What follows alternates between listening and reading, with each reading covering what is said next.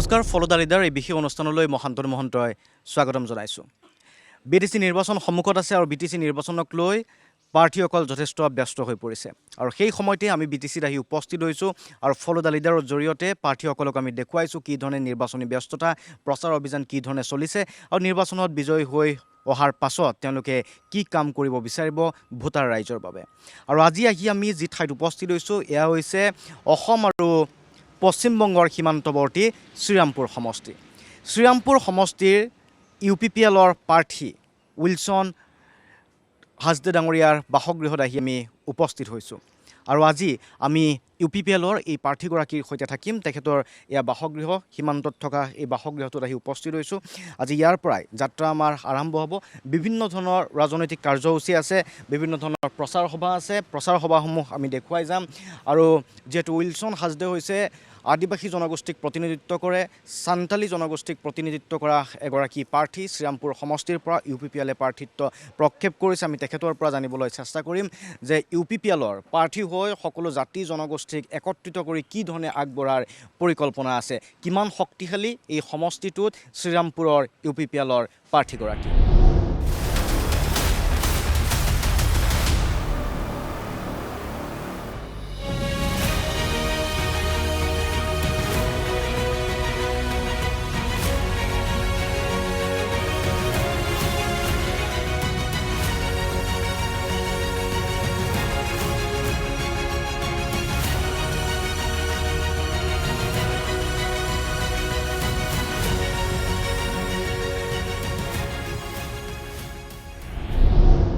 এইকেইদিন আমি বিটিচিত উপস্থিত আছোঁ, কোকৰাঝাৰত উপস্থিত আছোঁ বা অন্য প্ৰান্তলৈকে গৈছিলোঁ।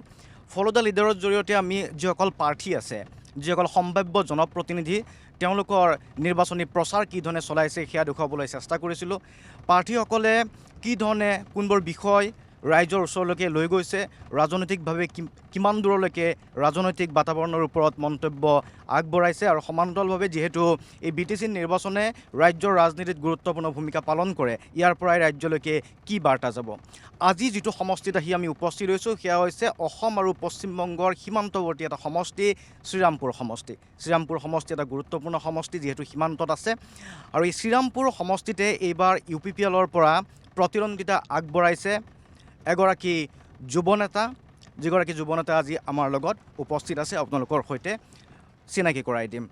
আৰু এই যুৱনেতাগৰাকীক বিগত সময়ছোৱাতো প্ৰমোদ বড়ো চৰকাৰৰ ইয়াম হিচাপে আপুনি দায়িত্ব লাভ কৰিছিলে। আচলতে নমিনেশ্যন যোৱাবাৰ নমিনেট কৰা হৈছিল আপোনাক, কিন্তু এইবাৰ তেখেতে নিৰ্বাচনত প্ৰতিদ্বন্দ্বিতা আগবঢ়াইছে। হাজদা ডাঙৰীয়া আমাৰ লগত আছে, আপোনাক নমস্কাৰ। নমস্কাৰ নমস্কাৰ ধন্যবাদ। এইবাৰ আমি আজি দেখুৱাই গৈছোঁ, ৰাতিপুৱা আমি দেখিছিলোঁ এটা নিৰ্বাচনী প্ৰচাৰ অভিযান, লগতে বহুতে আপোনাৰ দলত অংশ লৈছে। গতিকে আজিৰ এই কাৰ্যসূচীটো কি ধৰণৰ আছিল, কেনেকৈ সহায় কৰিছে আপোনাক? আজিৰ কাৰ্যসূচীটোৱে সঁচাকৈ বহুত সহায় কৰিছে মোক, কাৰণ বিভিন্ন দলৰ পৰা আজি আমাৰ UPPL দলত যোগদান কৰিলে। প্ৰায় 400তকৈ বেছি বেলেগ বেলেগ দলৰ সমৰ্থকসকলে আজি UPPL দলত যোগদান কৰিলে। আজি ক'ব লাগিব যে বিশেষকৈ ইয়াত এজন প্ৰাৰ্থী আছিলে APB দলৰ পৰা, তেখেতৰ নাম উইলছন কুমাৰ কিস্কু। প্ৰাৰ্থিত্ব পোৱাৰ পিছতো তেখেতে যোৱা 6 তাৰিখত তেখেতে কেণ্ডিডেটছাৰ উইথড্ৰ কৰিলে আৰু তেখেতৰ নিজৰ সমৰ্থকসকলৰ লগত লৈ আজি তেখেতে আমাৰ UPPL দলত যোগদান কৰিলে। তো এইটো আমাৰ দলৰ যিটো ভেটি আকৌ মজবুত কৰিলে, আমাৰ দলৰ যিটো স্থিতি এইটো আকৌ মানে মজবুত কৰিলে। আৰু ক'ব লাগিব যে এতিয়া বিভিন্ন জাতি জনগোষ্ঠীৰ পৰা ইয়াত কেণ্ডিডেট প্ৰাৰ্থিত্ব ইয়াত প্ৰদান কৰা হৈছিল আৰু বিশেষকৈ চাওতাল বা আদিবাসী জনগোষ্ঠীৰ পৰা আমি 3জন আছিলোঁ। কিন্তু বহুত ভাল লাগিল যে যোৱা 6 তাৰিখে 2জন যি চাওতাল জনগোষ্ঠীৰ পৰা সম্প্ৰদায়ৰ পৰা যিসকল প্ৰাৰ্থী আছিল APB দলৰ পৰা আৰু জয় ভাৰত পাৰ্টীৰ পৰা, তেখেতসকলে উইথড্ৰ কৰিলে। তেখেতসকলৰ এটাই কথা যে আমাৰ ইয়াত আমি ঐক্যবদ্ধ হৈ, বিশেষকৈ প্ৰমোদ বড়ো ডাঙৰীয়াই যি ধৰণে শান্তিৰ এটা পৰিৱেশ ইয়াত আনি দিছে আৰু বিভিন্ন জাতি জনগোষ্ঠীক সন্মান জনাই তেখেতে যি ধৰণে কাম কাজ আগবঢ়াই আছে, তো সেইটোৰ প্ৰতি লক্ষ্য ৰাখি আৰু শ্ৰীৰামপুৰত সদায় মানে ইয়াত কেতিয়াও ৰুলিং গভৰ্ণমেণ্টৰ পৰা জিকা নাই। ইয়াত সদায় মানে বেলেগ দলৰ পৰা জিকিছে বা ইণ্ডিপেণ্ডেণ্টৰ পৰা জিকিছে, তাৰপিছতহে ৰুলিং গভৰ্ণমেণ্টত তেখেতসকলে যোগদান কৰিছে। আৰু সেইকাৰণে শ্ৰীৰামপুৰবাসী ৰাইজে সদায় মানে বঞ্চিত অনুভৱ কৰিছে, তেখেতসকলক প্ৰাধান্য প্ৰদান কৰা নহয় বুলি তেখেতসকলে অনুভৱ কৰিছে, বিভিন্ন দিশত পিছ পৰি আছে বুলি অনুভৱ কৰিছে। আৰু সেইকাৰণে ৰাইজৰ ইচ্ছা আছিলে এইবাৰ মেজৰিটি মেজৰ চাংক অফ মানে ভোটাৰ্ছ তেখেতসকলৰ ইচ্ছা আছিল যে যিহেতু প্ৰমোদ বড়ো ডাঙৰীয়াই ভাল নেতৃত্ব প্ৰদান কৰিছে, তেখেতে আমাক সকলোকে শান্তিত সম্প্ৰতিত ৰাখিছে, সমন্বয়ৰ পৰিৱেশ দিছে। তো সেইকাৰণে আৰু প্ৰত্যেক জাতি জনগোষ্ঠীক প্ৰত্যেক ধৰ্মাৱলম্বীৰ মানুহক সন্মান জনাই আছে। সেইকাৰণে এইবাৰ ৰুলিং গভৰ্ণমেণ্টকে আমি জিকাব লাগিব। তো সেই হিচাপে আমি কাম কৰিছিলোঁ। কাম কৰাৰ পিছত দেখি পাইছিলোঁ যে প্ৰায় অনলাইন অফলাইন 20,000কৈ অধিক আমাৰ মেম্বাৰ্ছ হৈ গৈছিল। ইয়াত জিকাৰ অংক প্ৰায় আগত 10ৰ পৰা 12,000 ভোটত যিসকলে পাইছে, যিসকলে 10ৰ পৰা 12,000 ভোট লাভ কৰিছে তেখেতসকলেই জিকিছিল। কিন্তু ইয়াত আমাৰ অলৰেডি মেম্বাৰ্ছ হৈ গ'ল প্ৰায় 20,000 ক্ৰছ কৰিলে। তো সেইকাৰণে এটা পৰিৱেশ অলৰেডি আহি গৈছিল, কিন্তু জিকাৰ পৰিৱেশ অংক এটা আহি গৈছিল। কিন্তু এতিয়া আকৌ ভাল লাগিছে যে শেষৰ মুহূৰ্তত বহুতে আকৌ ওলাই আহি আছে। বেলেগ বেলেগ দলত যিবিলাক আছিলে তেখেতসকলেও যোগদান কৰি আছে। আজি সেইটোৱে যোগদান কাৰ্যসূচী আছিল আৰু সন্ধিয়াও এটা ডাঙৰ যোগদান কাৰ্যসূচী আছে। বিভিন্ন জাতি জনগোষ্ঠীৰ মানুহ, বিভিন্ন ধৰ্মাৱলম্বীৰ মানুহে এতিয়া আমাৰ UPPL দলত যোগদান কৰি আছে আৰু ইয়াত বিপুল ভোটত যে জয়যুক্ত মানে UPPL দলে হ'ব সেইটো নিশ্চিত হৈ গৈছে। গতিকে সংখ্যালঘু লোকসকল আচলতে UPPL লগতহে যথেষ্ট সুৰক্ষিত বুলি ভাবে নেকি আপুনি, নে BPFৰ লগত সুৰক্ষা? কাৰণ তেওঁলোকে কেতিয়াবা শংকাত ভোগে। এতিয়া BTCৰ ভিতৰত উচ্ছেদ হোৱা নাই, BTCৰ বাহিৰত উচ্ছেদ হৈ আছে। গতিকে নিৰাপত্তা কোনে দিব তেওঁলোকক? এই কথাখিনিয়ে এতিয়া BTCৰ বসবাস কৰা সংখ্যালঘু জনসাধাৰণে বুজি পাই আছে লাহে লাহেকৈ যে প্ৰমোদ বড়ো ডাঙৰীয়াই যি ধৰণে নেতৃত্ব প্ৰদান কৰিছে, তেখেত কিন্তু কোনো জাতিগত ভেদাভেদ অনা নাই, কোনো ধৰ্মৰ ভেদাভেদ অনা নাই, সকলোকে সন্মান জনাই আছে। আৰু যি বাহিৰত উচ্ছেদ চলি আছে সেইটোলৈ বহুতে ৰাজনীতি কৰিব খুজিছে ইয়াত যে UPPL হেনো আকৌ চৰকাৰত আহিলে আমি উচ্ছেদ হ'ম। কিন্তু কথাটো হ'ল যে তেখেতসকলে এই যোৱা 5 বছৰটো তেখেতসকলে মানে এনালাইজ কৰিছে, ষ্টাডি কৰিছে, অবজাৰ্ভ কৰিছে আৰু তেখেতসকলে দেখা পাইছে যে নাই, আমিতো প্ৰমোদ বড়ো ডাঙৰীয়াৰ নেতৃত্বতে সুৰক্ষিত হৈ আছোঁ। কাৰণ তেখেতক আমাৰ মিডিয়া পাৰ্চনসকলে সুধিছিলে প্ৰমোদ বড়ো ডাঙৰীয়াক যে গোটেই জাগাতটো উচ্ছেদ চলি আছে, আপোনালোকৰ BTRত উচ্ছেদ নহয় নেকি? তেখেতে বৰ ধুনীয়া এটা উত্তৰ দিছিলে, ৰিপ্লাই দিছিলে। তেখেতে কৈছিলে যে যোৱা 4-5 দশক ধৰি, 40-50 বছৰ ধৰি আমি ইয়াত বহুত হত্যা হিংসা চালোঁ, ইয়াত বিভিন্ন জাতিগত দাঙ্গা চালোঁ, বিভিন্ন অশান্তিময় পৰিৱেশ চালোঁ। আমি বহুত কষ্টৰে শান্তিৰ পৰিৱেশ ঘূৰাই আনিছোঁ। এই শান্তিৰ পৰিৱেশটো আমি হেৰাই দিব নোখোজোঁ, আমি ইয়াত অশান্তি হ'বলৈ নিদিওঁ। এতিয়া উচ্ছেদ মানে এইটো অশান্তি। তো তেখেতে সেই কথাটো দি স্পষ্ট কৰি দিছে যে আমি ইয়াত কাকো অশান্তিত নেপেলাওঁ, কাকো আমি উচ্ছেদ নকৰোঁ, বৰঞ্চ আমি সকলোৰে সমস্যা সমাধান কৰিবলৈ প্ৰয়াস কৰিম, যত্ন কৰিম। যিবিলাক জেনুইন মানুহ তেখেতসকলে একো ভয় কৰিব লগা নাই, তেখেতসকলে ইয়াত বসবাস কৰিব পাৰিব। আৰু যিহেতু আমি জানো যে 2003 চনৰ 10 ডিচেম্বৰ আগৰ পৰা যিসকলে ইয়াত বসবাস কৰে তেখেতসকলক BTCৰ বনাফাইড চিটিজেন হিচাপত ধৰা হৈছে BTC চুক্তিমতে, একৰ্ডমতে, আৰু সেইটোকে আমি সন্মান জনাই আছোঁ। তো সেইকাৰণে কোনো ভয় কৰাৰ দৰকাৰ নাই। যিবিলাকে জেনুইনলি ইয়াত বসবাস কৰি আছে তেখেতসকলে নিশ্চয় ইয়াত স্থান পাব, ইয়াত তেখেতসকলে সুন্দৰকৈ থাকিব পাৰিব। ইয়াত তেখেতসকলে কৈ আছে, মাইনৰিটি জনগোষ্ঠীৰ বহুত লিডাৰে কৈ আছে যে বেলেগ জেগাত অন্য ঠাইত আমি হয়তো অসুৰক্ষিত ফিল কৰিব পাৰোঁ, অনুভৱ কৰিব পাৰোঁ, কিন্তু আমি BTRত বহুত সুৰক্ষিত অনুভৱ কৰিছোঁ হৈ গৈছে।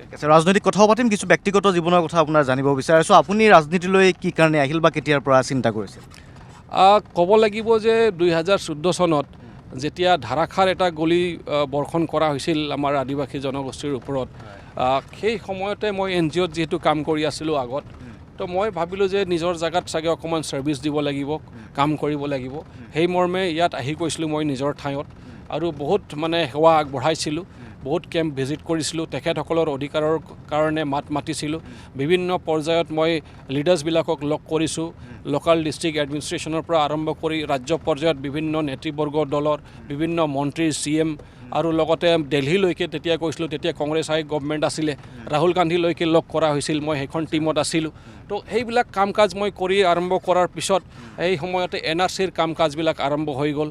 নেক্সটত NRC কাম কাজত বহুত এটা আগভাগ লৈছিলোঁ আৰু সেই সময়ত মানে BJP দলৰ লগত এটা ভাল সুসম্পৰ্ক হৈ গৈছিল। ষ্টেটত তেতিয়া প্ৰেছিডেণ্ট আছিলে সিদ্ধাৰ্থ ভট্টাচাৰ্য ডাঙৰীয়া, আৰু তেখেতে মোক আশ্বাস প্ৰদান কৰিছিল যে তুমি গোসাইগাঁৱৰ পৰা তুমি খেলিবা বুলি দলৰ পৰা আৰু MLAৰ পৰা বিধানসভাৰ কাৰণে। তো সেইকাৰণে দলত যোগদানো কৰা হৈছিল আৰু তেখেতৰ মানে লিডাৰশ্বিপত, নেতৃত্বত বহুত কেইজনক মই ৰেডি কৰি থৈছিলোঁ। প্ৰায় 10,000 joining one date, single date আছিলে। যোগদান কৰিলে নাই, মানে 10,000 যোগদানৰ প্ৰস্তুতি চলি আছিল কিন্তু সেই সময়তেই আমাৰ অকণমান দলৰ জিলাৰ যিবিলাক বিষয়ববীয়াসকল আছে তেখেতসকলে অলপ অফেণ্ডেড ফিল কৰিল সেই সময়ত যিবিলাক মানে নেতৃবৰ্গত আছিলে তেখেতসকলে ক'লে যে সি কেনেকুৱা আমাক অভাৰটেক কৰি ষ্টেটত মানে তেখেতে ডাইৰেক্ট যোগাযোগ কৰি আছে আমি জিলাত আছোঁ আমি কি কামৰ কাৰণে আছোঁ তো তেখেতসকলে এটা বাধা প্ৰদান কৰিলে যে এই কাৰ্যসূচীটো হ'ব নালাগে বুলি আৰু সেই বাধা প্ৰদান কৰাৰ সময়তেই আকৌ নেতৃত্বত সলনি হৈ গ'ল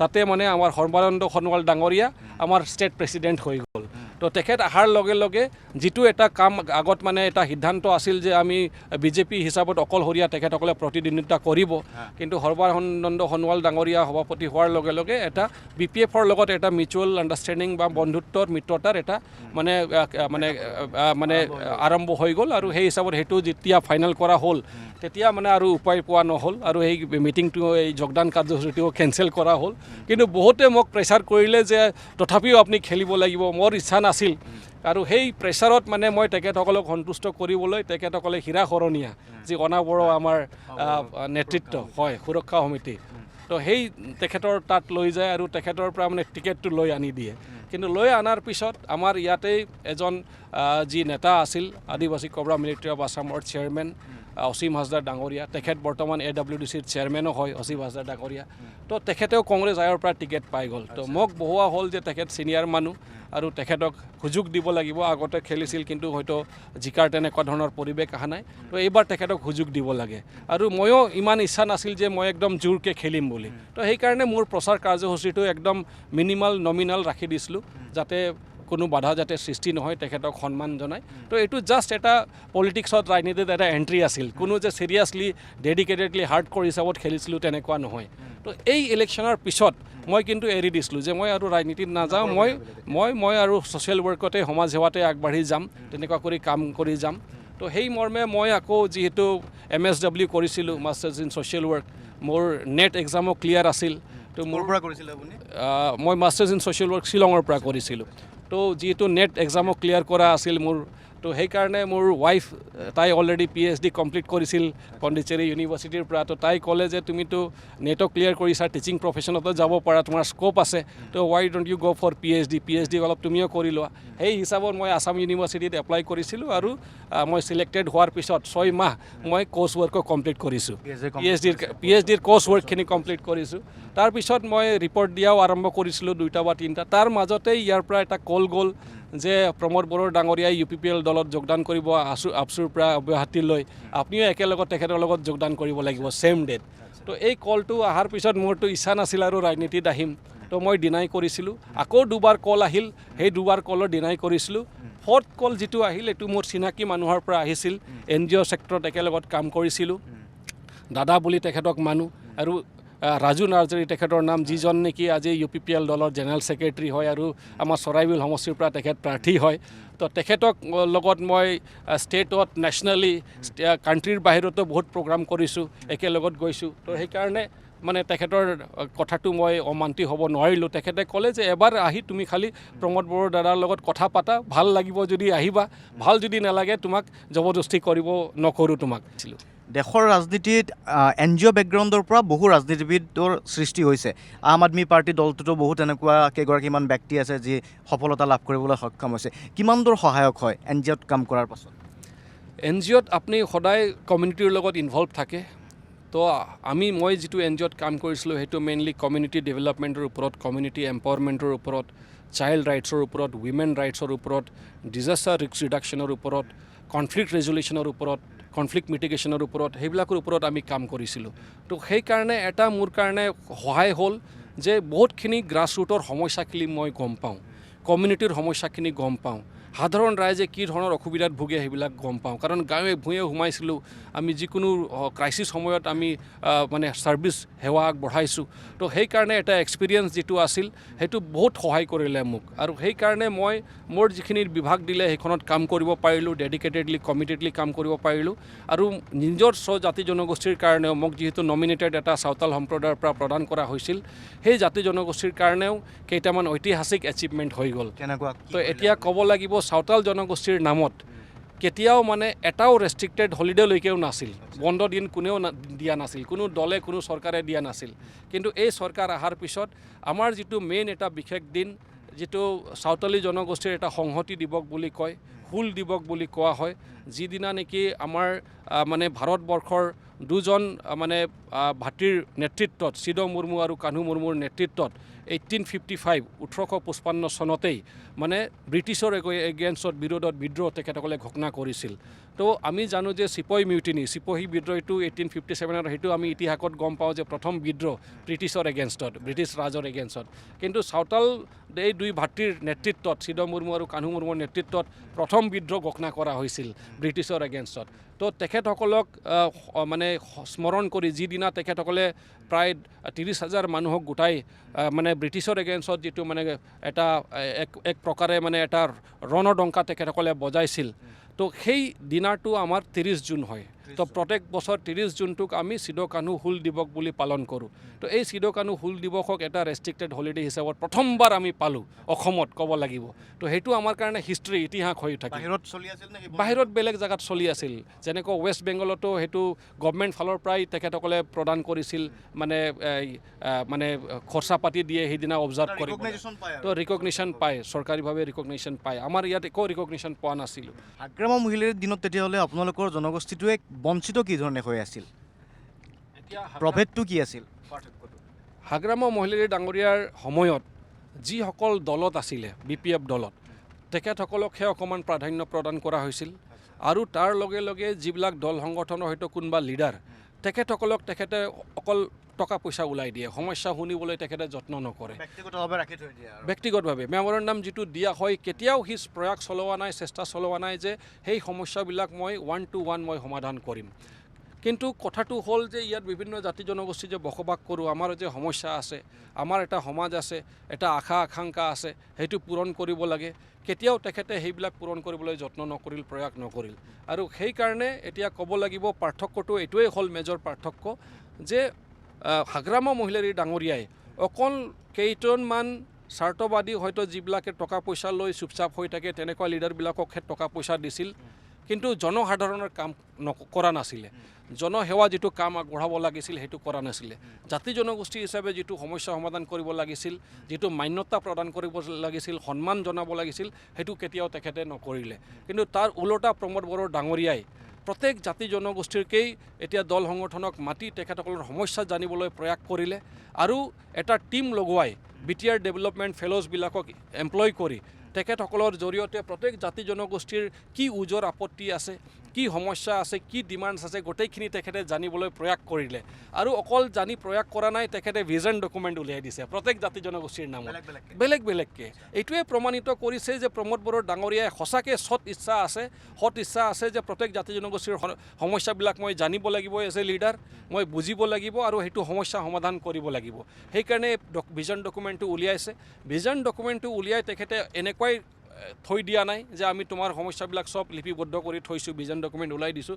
কিন্তু যোৱা BTCৰ যিটো আমাৰ লাষ্ট বিধানসভা হৈছিল, তাৰ আগৰ বিধানসভাটোত তেখেতে মানে আমি এটা ডিপাৰ্টমেণ্ট বিভাগে আমি মানে ইন্ট্ৰডিউচ কৰিলোঁ, মানে সেইটো হ'ল বড়োলেণ্ড মানে community welfare department, Bodoland community welfare department.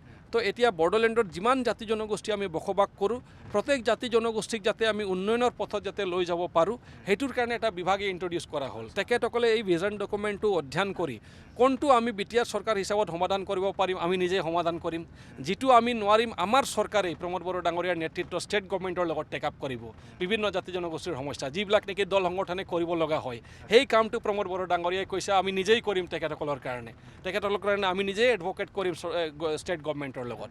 যিটো ষ্টেট গভৰ্ণমেণ্টে সমাধান কৰিব পাৰিব ৱেল এণ্ড গুড, যিটো নোৱাৰিব আমাৰ চৰকাৰে নিজেই ভাৰত চৰকাৰৰ লগত টেক আপ কৰিব যে এইটো আমি পাৰা নাই, অসম চৰকাৰেও পাৰা নাই, আমি এতিয়া আপোনালোকৰ ওচৰত আহিছোঁ, এই জাতি জনগোষ্ঠীৰ এই সমস্যা আছে, আপোনালোকে সমাধান কৰি দিয়ক।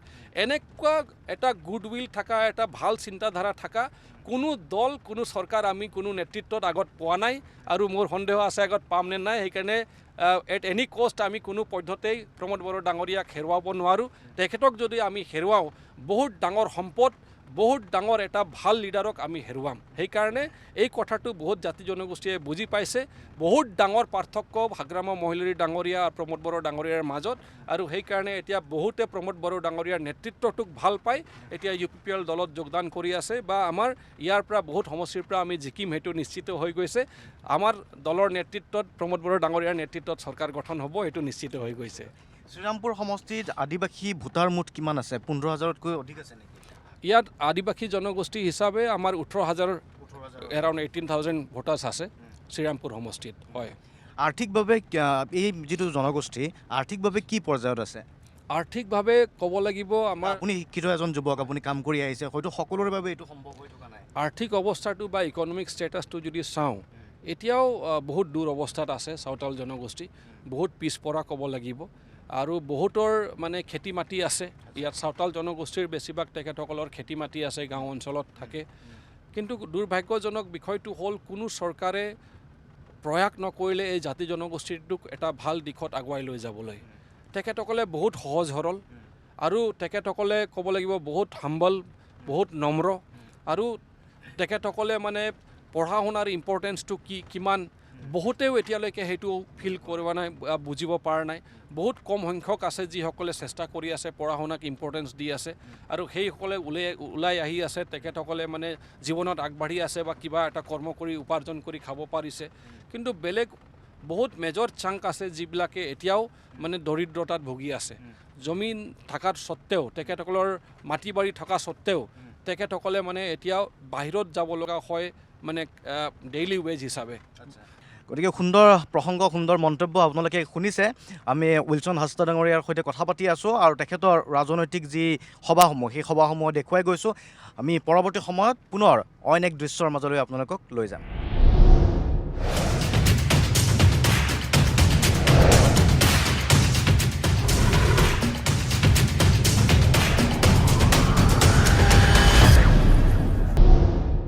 শ্ৰীৰামপুৰ সমষ্টি কাৰণ শ্ৰীৰামপুৰ হৈছে পশ্চিমবংগৰ সীমান্তৱৰ্তী সমষ্টি আমি ঠিক অসম পশ্চিমবংগৰ সীমান্ততে আছোঁ এতিয়া এই মুহূৰ্তত সিফালে পশ্চিমবংগ আছে আৰু পশ্চিমবংগৰ ইটো পাৰে মই আছোঁ আৰু এই সমষ্টিটোত সংখ্যালঘু ভোটাৰে গুৰুত্বপূৰ্ণ ভূমিকা পালন কৰে মূলতঃ ভোটৰ যিটো বিন্যাস জনগাঁথনিৰ যিটো জনবিন্যাস সেয়া হৈছে ইয়াতে প্ৰায় 20,000 সংখ্যালঘু ভোটাৰ আছে আৰু সমান্তৰালভাৱে ইয়াতে আদিবাসী আৰু চান্তাল জনগোষ্ঠীৰ পৰা প্ৰায় 15-16,000 ভোট আছে আৰু কিছু কোচ ৰাজবংশীৰ ভোটাৰ আছে আৰু লগতে বড়ো ভোটৰ সংখ্যা অৱশ্যে এই সমষ্টিটোত যথেষ্ট কম তেনে প্ৰেক্ষাপটত ইয়াতে এই যিটো সমীকৰণ এই সমীকৰণটো অলপ পৃথক হৈ পৰিছে কাৰণ বিজেপিৰ ইয়াতে প্ৰতিনিধি নাই ইয়াতে মূল যুঁজ হ'বলৈ গৈ আছে UPPL আৰু BPFৰ মাজত UPPLে ইয়াতে চান্তালী জনগোষ্ঠীৰ ফালৰ পৰা আদিবাসীৰ ফালৰ পৰা এগৰাকী প্ৰাৰ্থী প্ৰক্ষেপ কৰিছে উইলছন হাজদা আৰু তাৰ বিপৰীতে BPFে প্ৰক্ষেপ কৰিছে এগৰাকী সংখ্যালঘু প্ৰাৰ্থীক এতিয়া প্ৰশ্ন হৈছে সংখ্যালঘু ভোটাৰ BPFৰ পক্ষত থাকিব নে UPPLৰ পক্ষত থাকিব UPPL এটা চেষ্টা কৰা পৰিলক্ষিত হৈছে যাতে সংখ্যালঘু ভোটাৰসকলক নিজৰ দখললৈ লৈ যাব পাৰে আৰু সেই উদ্দেশ্যৰে আমি এখন সভাত আহি উপস্থিত হৈছোঁ য'ত দেখিবলৈ পোৱা গৈছে আৰু ফলদা লিডাৰত যিহেতু আমি ৰাতিপুৱাৰে পৰা আজি আছিলোঁ UPPLৰ প্ৰাৰ্থীগৰাকীৰ ওচৰত আৰু দেখিবলৈ পাৰোঁ কেইবাখনো নিৰ্বাচনী সভাত অংশগ্ৰহণ কৰিলে আজি এখন সংখ্যালঘু সভাত অংশগ্ৰহণ কৰি ওলাই আহিছে আৰু সেই যিটো ধাৰণা আছিল যে সংখ্যালঘু ভোটাৰ কাৰ পক্ষত থাকিব সেই সম্পৰ্কে আমি শেষৰটো মন্তব্য ল'ব বিচাৰিছোঁ ইয়াতে দেখা পোৱা যথেষ্ট সংখ্যক সংখ্যালঘু ভোটাৰ আহিছে আজি আপোনাৰ দলত যোগদান কৰিছে এইটো আমাৰ কাৰণে ক'ব লাগিব যে বহুত ভাল খবৰ বা সুখবৰ যে সংখ্যালঘু মানে জনগোষ্ঠীৰ পৰা তেখেতসকলে UPPL দলৰ প্ৰতি যিটো আস্থা আৰু ভৰসা প্ৰমোদ বড়ো ডাঙৰীয়াৰ প্ৰতি যিটো আস্থা আৰু ভৰসা দিনক বা দিন বৃদ্ধি পাই আছে আগৰ প্ৰায় সমৰ্থন আছিল UPPL দলৰ প্ৰতি প্ৰমোদ বড়ো ছাৰৰ প্ৰতি কিন্তু যোৱা 5 বছৰত যি ধৰণে প্ৰমোদ বড়ো ছাৰৰ নেতৃত্বত চৰকাৰ চলিল UPPL দলৰ নেতৃত্বত চৰকাৰ চলিল সকলো সংখ্যালঘু ৰাইজে সেইটো অবজাৰ্ভ কৰি আছিল চাই আছিল আৰু চাইছে যে সঁচাকৈ এই দলৰ বিষয়ে বহুত বেয়া কথা কোৱা হৈছিল এই দল হেনো চৰকাৰত আহিলে তেখেতসকলক উচ্ছেদ কৰা হ'ব খেদোৱা হ'ব অধিকাৰৰ পৰা প্ৰাপ্যৰ পৰা বঞ্চিত কৰা হ'ব তেখেতসকলৰ ওপৰত বিভিন্ন ধৰণৰ টেক্স ইম্প'জ কৰা হ'ব কিন্তু তাৰ ওলোটা চেহেৰা তেখেতসকলে দেখা পালে আৰু এতিয়া এই চৰকাৰৰ সময়তে সকলোতকৈ বেছি সুৰক্ষিত অনুভৱ কৰিব পাৰিছে কিছুসংখ্যক মানুহৰ সৈতে মই কথা পাতিছিলোঁ ইয়াতে যিহেতু সোধা হৈছিল তেওঁলোকক যে ইয়াতে যিগৰাকী BPFৰ প্ৰাৰ্থী তেওঁ নিজে সংখ্যালঘুৰ ফালৰ পৰা গতিকে আপোনালোকে নিজৰ মানুহক ভোট নিদিয়ে নেকি তেওঁলোকে কৈছে যে কেৱল প্ৰাৰ্থীগৰাকীয়ে নহয় মুছলমান হ'লেই নহ'ব আমি দলটোকো চাব লাগিব সেইটো সঁচা কথা আজিৰ তাৰিখত মানে ৰাইজ সজাগ হৈ গৈছে মই অথনিও কৈছিলোঁ যে আজিৰ তাৰিখত ৰাইজ সচেতন হৈছে তেখেতসকলে অকল ব্যক্তিক নাচায় তেখেতসকলে দলটোকো চায় কাৰণ দলটোক কোনবাইতো নেতৃত্ব দি আছে সেইটোৰ হাইকমাণ্ড কোন আছে সেইটো তেখেতসকলে চায় আৰু BPF দলৰ যিজন হাইকমাণ্ড যি ধৰণে যোৱা 17 বছৰ তেখেতে ৰাজত্ব কৰিলে যি ধৰণে বিভিন্ন জাতি জনগোষ্ঠীক মানে কোনো মান সন্মান জনোৱা নাই তেখেতসকলক অশান্তিত ৰাখিছে ভয়ত ৰাখিছে বিভিন্ন জাতিগত দাঙ্গা হ'ল গোটেইখিনি কথা আমাৰ সকলো ৰাইজে এতিয়া গম পায় আৰু সেইকাৰণে আজিৰ তাৰিখত ৰাইজে অকল ব্যক্তিক নাচায় আজিৰ তাৰিখত ৰাইজে দলটোও চায় আৰু দলক কোনে নেতৃত্ব দিছে এতিয়া যেনেকৈ UPPL দলক নেতৃত্ব দিয়া মানুহজন হ'ল প্ৰমোদ বড়ো ডাঙৰীয়া যাক মানে শান্তিৰ নায়ক বুলি কোৱা হৈছে তাৰ কাৰণে আমি শান্তি ঘূৰাই পাইছোঁ তাৰ কাৰণে আমি ইয়াত সুৰক্ষিত আছোঁ তাৰ কাৰণে আমি সকলোৱে নিৰ্ভয়ে ইয়াত বসবাস কৰিছোঁ তো সেইকাৰণে সকলোৱে কৈ আছে এতিয়া প্ৰমোদ বড়ো ছাৰৰে হাত আমি মজবুত কৰিম UPPL দলৰ হাতেই মজবুত কৰিম ধন্যবাদ শুভেচ্ছা জ্ঞাপন কৰিছোঁ আপোনাক আৰু ফলদা লিডাৰৰ পৰা আজি শান্তনু মহন্তই বিদায় লৈছোঁ ধন্যবাদ